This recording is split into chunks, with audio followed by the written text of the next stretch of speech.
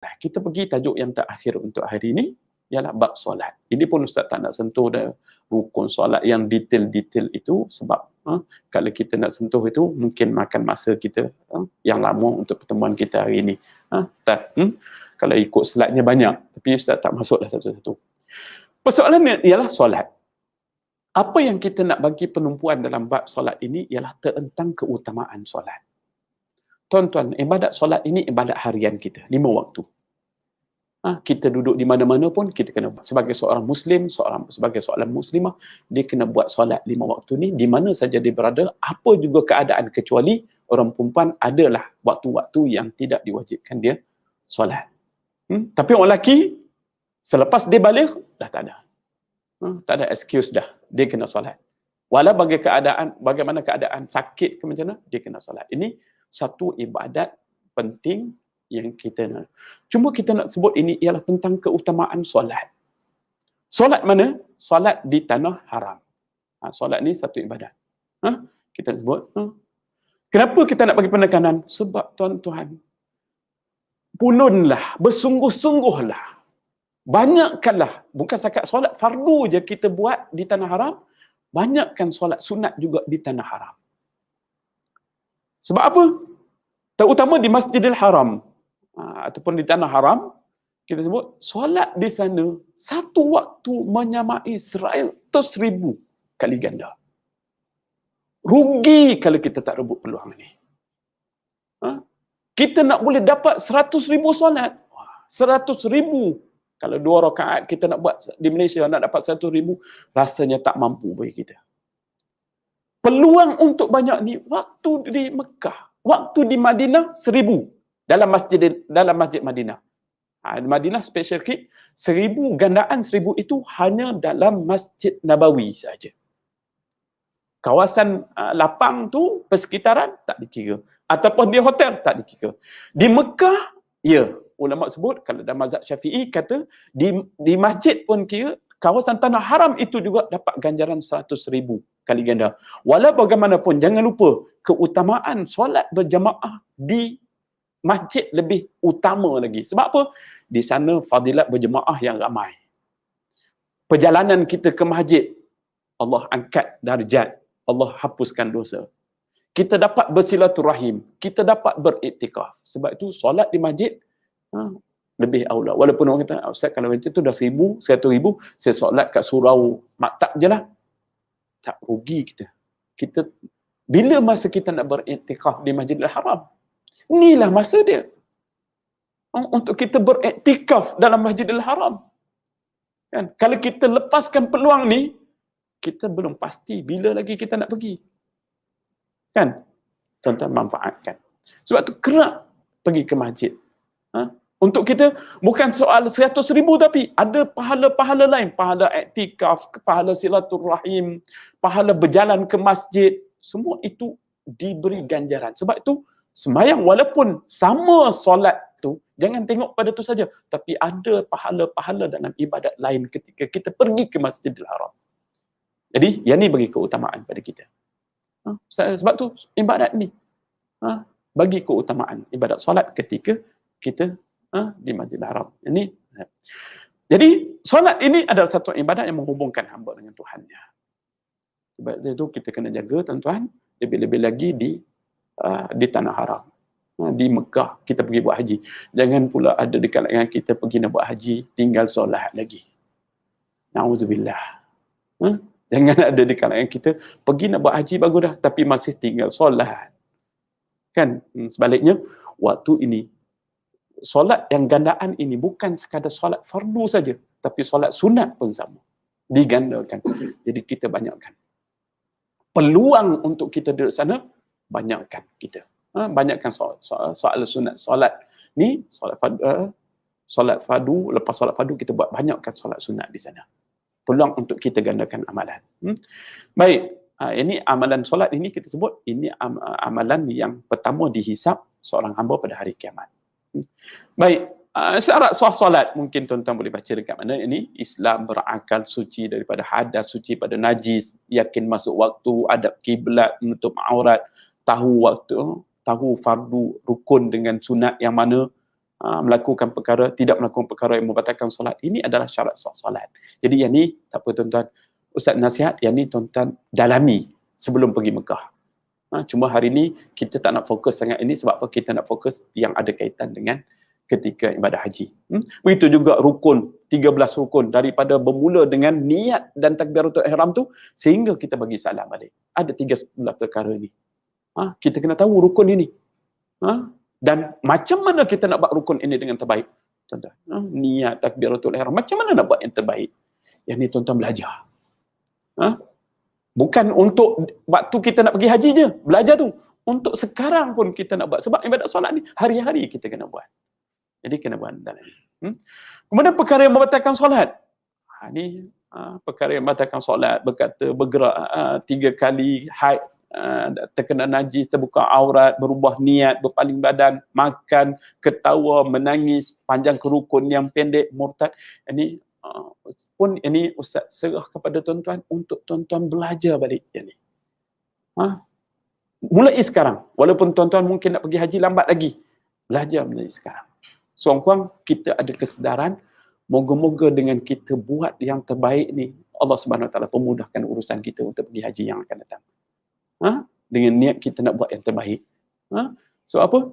Ibadat yang baik kita panjatkan pada Allah, disertakan dengan doa. Moga-moga Allah pemudahkan urusan kita semua. Baik, ayat ni kita nak fokus. Waktu haram solat sunat yang tiada bersebab.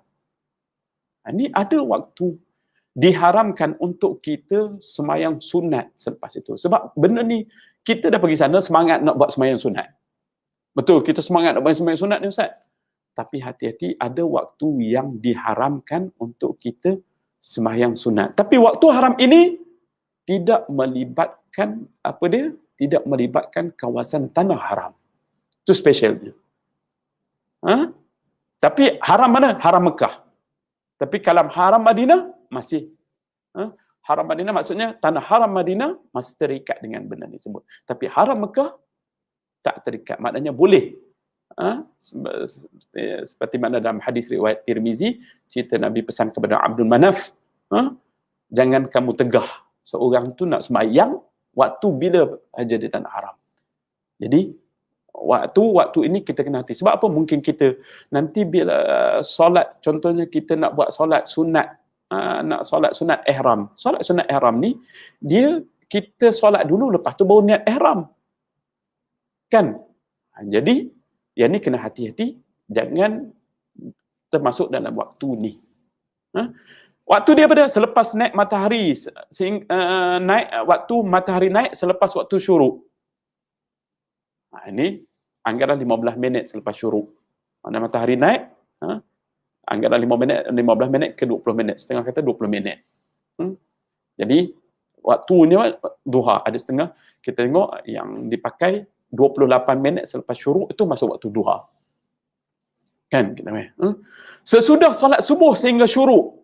Sudah sembahyang subuh tu, maknanya yang ni dikata melibatkan perbuatan. Ada 2 perkara yang melibatkan perbuatan, iaitu selepas sembahyang subuh dengan selepas sembahyang asar, kita tak boleh sembahyang sunat. Sehingga naik matahari, kalau lepas asar sehingga maghrib, tak boleh.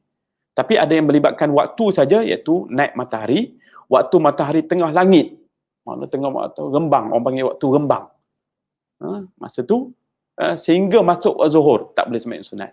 Kecuali hari Jumaat. Hari Jumaat tak ada larangan yang ni. Waktu matahari hendak tenggelam, dekat lagi nak tenggelam.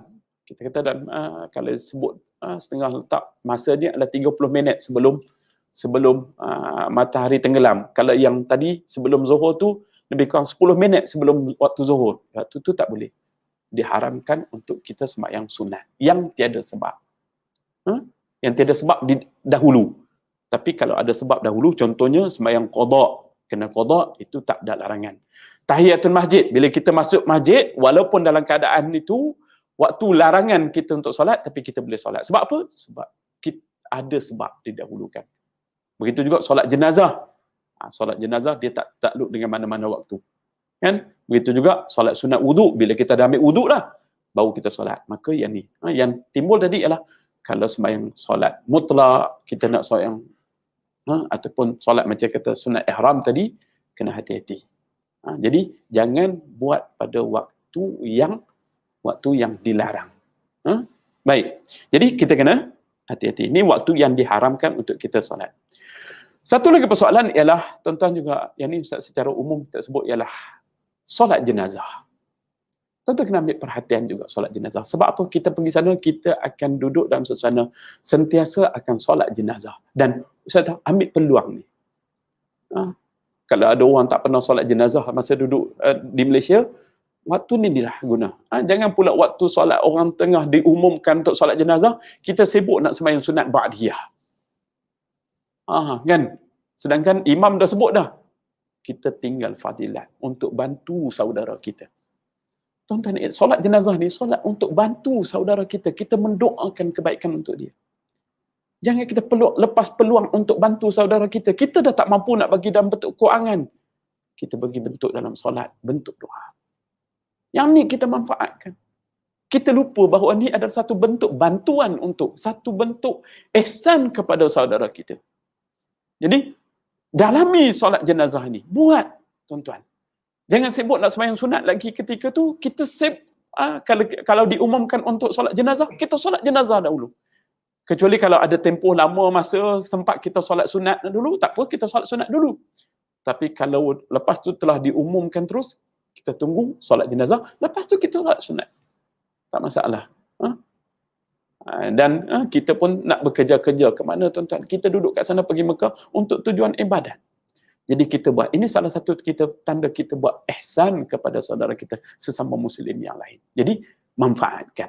Sebab tu sebenarnya walaupun dia fardu kifayah, tapi kalau kita buat, alangkah baiknya. Peluang untuk solat jenazah pun kita bukan selalu. Terutama kalau lebih-lebih lagi kalau perempuan. Kan jarang kita tengok di Malaysia ni orang perempuan nak solat, tapi alhamdulillah akhir-akhir ni ada dah kesedaran untuk orang perempuan terlibat sama dalam solat jenazah. Jadi boleh. Wanita juga boleh solat jenazah berjemaah dengan lelaki, biasanya ditunai selepas solat fardu. Jadi cara nak solat jenazah tu macam mana? Sebagai peringatan. Walaupun saya nak tuan-tuan dalami. Sebab benda ni kena ambil tahu sebelum kita pergi Mekah, sebab di sana kita akan buat. Jadi macam mana kita nak buat? Ni. Solat rukun dia, lafaz niat solat jenazah, usalli ala hadhil mayyitah arba'a takbirat fardhu kifayati ma'muman li ta'ala. Kita ustaz, kadang-kadang dia umum tu kita pun tak tahu berapa orang. Mayyitah ni seorang je. Tapi kita nak buat ada niat lain, usalli ala man salla alaihi al-imam. Tapi tu saya kita belajar. Paling-paling korang kita sebut dah. Aku sembahyang jenazah yang disembahyangkan oleh imam. 4 takbir makmum kerana Allah Ta'ala. Niat. Ini soal lafaz ni, tuan-tuan tak apa. Nanti ada perubahan dalam bahasa Arab susanat ni. Kita sembahyang, aku sembahyang atas jenazah yang disembahyangkan oleh imam tu 4 takbir, fardu kifayah kerana Allah Ta'ala. Niat dalam hati. Itu lafaz dia. Kemudian lepas tu kita baca Fatihah. Lepas takbiratul ihram tadi, takbir yang pertama tu, sebab jenazah, sembahyang jenazah ni specialnya tidak ada rukuk, tidak ada sujud. Jangan pula nanti Allahu Akbar dia rukuk seorang-seorang. Orang ni tak rukuk, kan? Ini nanti tu Allah lagi terus sujud. Orang ni tengok aje. Ini biasanya jadi silap orang tak pernah sembahyang jenazah ni, dia terrukuk. Terrukuk sebab apa? Bukan sebab dia tak pernah sembahyang jenazah. Mungkin. Tak apalah, kita dapat pengalaman. Moga-moga pengalaman kita solat jenazah tu memberi kesedaran untuk kita solat jenazah di Malaysia. Tuan-tuan, jadi kita, tuan-tuan, inilah satu bantuan. Sebab tu kita panjangkan. Kebiasaan di sana tu kita buat di Malaysia. Jangan tunggu nanti ada sampul baru kita nak solat jenazah. Kan, ini satu. Ini jangan. Kalau ada tak apalah nak ambil. Tapi kalau tak ada pun, kita sebagai tanggungjawab seorang Muslim, kita buat. Kita buat. Ini sebagai ini adalah satu usaha, satu ihsan kita kepada saudara kita. Jadi, lepas takbir pertama, kita baca Fatihah. Kemudian lepas Fatihah, kita takbir untuk kali kedua. Lepas tu kita baca salawat. Lepas tu kita takbir untuk kali ketiga, kita doa untuk mayat. Salawat tadi saya sebut, Allahumma salli ala sayyidina Muhammad wa ala sayyidina Muhammad. Paling ringkas. Kalau nak, kita baca lagi lah yang panjang. Ini boleh tuan-tuan boleh rujuk.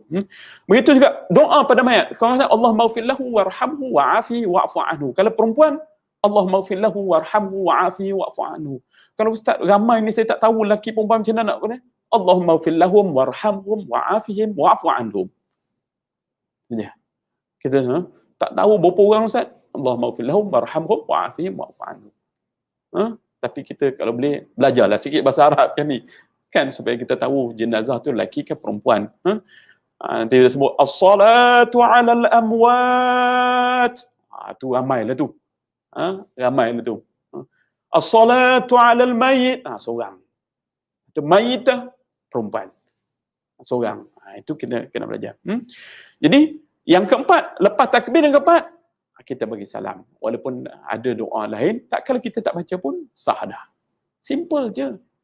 Tapi kalau kita tak buat, rugi kita. Kalau kita tak buat, rugi tuan-tuan. Peluang untuk gandaan pahala, kita jangan lupa. 100,000 kali ganda kalau di Masjidil Haram. Ataupun di dalam Masjid Madinah, 1000 kali. Tuan-tuan ada kemampuan ke nak solat jenazah lebih daripada 100,000 kali semasa hidup kita? Di Malaysia, pernah jumpa jenazah 100,000 orang? Tak pernah kan? Inilah peluang dia tuan-tuan. Kalau kita buang peluang ini, rugi kita. Ini ada orang sanggup sembahyang sunat, tinggal yang ni.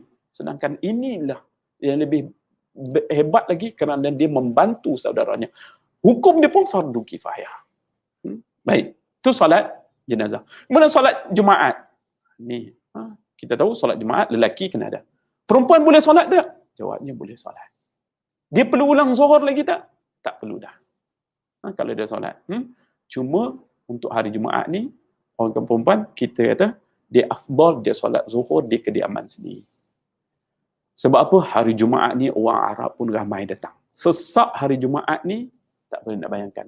Sebab itu, kita kata, untuk tu kita buka peluang kepada orang lelaki untuk solat Jumaat di Masjidil Haram, perempuan. Tapi kalau dia pergi juga, dia solat juga, sah tak? Solat. Tapi kalau dia duduk kat hotel, dia nak sembahyang Jumaat, boleh tak? Tak boleh. Dia kena sembahyang zuhur. Ini jangan pula terbalik pula, dia sembahyang buat jemaah sendiri, sembahyang Jumaat dekat hotel sendiri. Itu tak boleh. Baik. Jadi niatnya, yang ni tuan-tuan boleh tengoklah. Cuma ada beberapa perkara, hati-hati tuan-tuan. Di Mekah ni, azan pertama hari Jumaat biasanya dilaungkan setengah jam sebelum masuk waktu. Jadi tuan-tuan duduk kat rumah tu, yang perempuan duduk kat rumah dengar azan dah, orang azan dah. Lepas tu terus pergi sembahyang. Belum masuk waktu zuhur. Hati-hati. Begitu juga yang lelaki pergi pun, kalau pergi, jangan nak buat qabliyah zuhur dah. Qabliyah Jumaat dah. Belum masuk lagi. Itu azan yang pertama. Kita tunggu azan yang kedua. Biasanya setengah jam sebelum waktu zuhur, dia azan dah. Jadi kena hati-hatilah. Kalau dia ustaz, kalau dah tersolat ustaz macam mana? Dia ulang baliklah. Kan? Ulang baliklah solat tersebut. Baik. Satu lagi persoalan ialah solat menghormati waktu.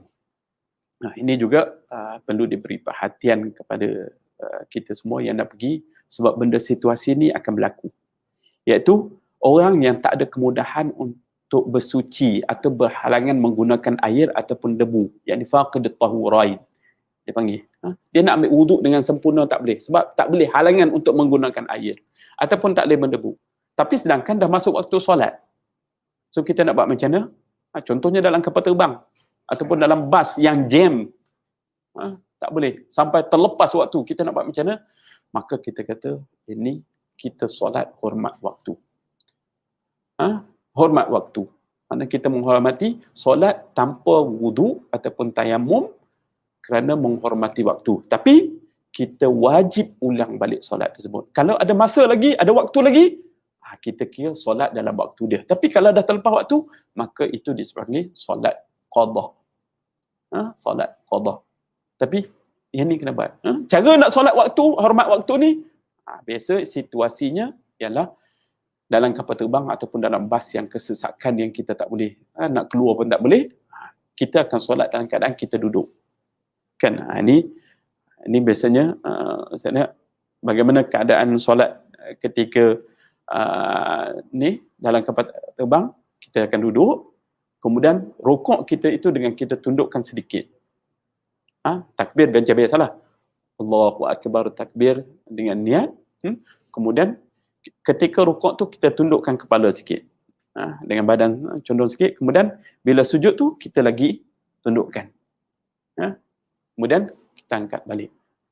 Kan makna sujud tu dalam keadaan tangan kita di atas rukuk tu, ataupun sujud tangan kita di atas paha. Di kawasan lutut tadi ni. Itu solat. Kemudian macam-macam solat. Cuma dalam hati tu tekan ini rukuk, ini sujud kita buat, kemudian kita bagi salam. Tapi kita ulang balik. Boleh tak kita nak jamak solat? Boleh. Tapi jamak takhir sahaja. Jamak takhir ni maksudnya kita buat solat pada waktu yang terakhir, yang kedua. Kalau zuhur dengan asar, maknanya mesti dalam waktu asar nanti. Jadi, yang ni solat menghormati waktu kita buat. Baik. Cara solat dalam keadaan orang sakit, ini juga satu situasi yang berlaku kita nak haram, kita pergi dalam keadaan sakit. Jadi, yang ni juga kita pelajari. Jadi, kita solat itu, wuduk biasanya ada orang tolong, ataupun kalau kita boleh ambil sendiri, kita ambil wuduk, kemudian kita buatlah sekemampuan kita, sama ada kita duduk dalam keadaan duduk seperti duduk tahiyat awal itu, ataupun kita dalam keadaan berbaring menghadap kiblat, ataupun dalam keadaan melentang, kepala ditegakkan sikit. Ataupun kita buat isyarat dengan mata. Apa yang kita nak sebut di sini? Apa sahaja situasi kita di tanah haram, terutama orang lelaki, tak dapat tidak kita kena solat. Walaupun kita dalam keadaan sakit, jagalah solat.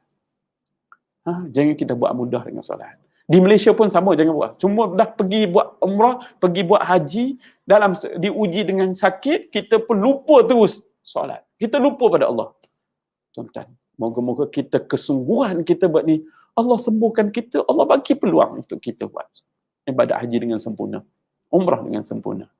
Kesungguhan kita tu, dan banyakkan doa pada Allah SWT. Jadi ini solat ketika orang sakit. Adab dalam masjid, ni tuan-tuan, jagalah adab dalam masjid. Sentiasa iktikaf, solat sunat, perbanyakkan solat, membaca Quran, berzikir, bersedekah, jauhi perbuatan-perbuatan haram. Perbuatan haram ni macam-macam. Dalam masjid pun kadang-kadang orang nak buat boleh. Curi, contoh mencuri, kan? Curi selipar orang. Ni berlaku juga. Semayang dah bagus dah, keluar-keluar curi selipar orang. Kan? Ini yang ada setengah tu Ustaz, dia pergi, Ustaz, orang curi selipar dia dulu Ustaz. Jadi, curi balik lah. Itu kan. Ini la darar wa la dirar. Jadi, kalau orang dah curi, bukan cari selipar lain, beli lain. Itu mungkin Allah nak kafarah kat kita tu. Kurang derma sikit kot masa duduk kat Malaysia dulu. Allah suruh kita derma kat sana. Banyak sikit. Sebab gandaan pahala dia pun. Sebab kalau tengah dalam mazhab Syafi'i, kita ada juga gandaan pahala kepada ibadat lain selain pada solat. Jadi, mungkin Allah nak kafarah kita. Supaya bagi derma. Kita dulu kurang derma sikit kot. Mungkin Allah nak bagi kafarah. Jadi, perkara ini kita kena ambil perhatian adab-adab dalam masjid. Solat qasar. Ini juga satu perbuatan. Biasanya ini dalam perjalanan kita. Sama ada kita nak pergi solat qasar dengan solat jamak. Jadi rasanya perjalanan kita ke Mekah, kita diharuskan untuk qasar dan juga untuk jamak. Jadi tuan-tuan kena ambil perhatianlah ini tentang solat jamak, solat takhir. Cuma Ustaz nak bagi ialah satu yang takhir yang ada kesempatan ini ialah untuk yang terakhir yang Ustaz nak sebut ialah tentang solat jamak ketika di Arafah dan di Mina. Yang ni je. Sebagai penutup kita sebelum kita pergi soal jawab. Jadi di Arafah dan di Mina, bahkan di Muzdalifah pun, kita diharuskan jamak solat fardu di tempat ini. Tapi jamak yang macam mana? Jamak tamam. Jamak tamam maksudnya, kalau yang 4, kita kena buat 4. Kita tak boleh jadi 2. Yang subuh 2 tak boleh jadi 1. Memang tak boleh lah. Itu memang tak boleh. Maghrib jangan pula qasar 1.5. Kan Ustaz pernah jumpa ketika Ustaz pergi umrah, ada seorang Arab,